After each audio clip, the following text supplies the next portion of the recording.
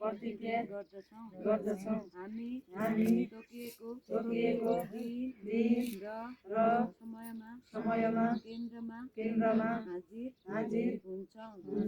हामी केन्द्रमा अनुशासनमा बस्छौँ।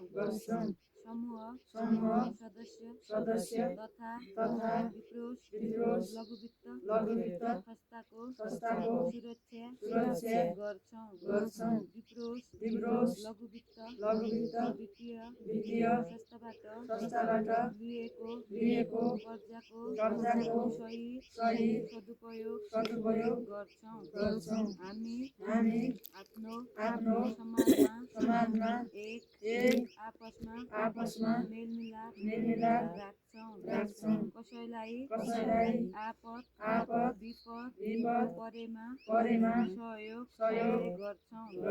हामी हाम्रो समूहमा आबद्ध तथा केन्द्रका कुनै सदस्यले कर्जा नतिरे सबै मिलेर तिर्छौँ।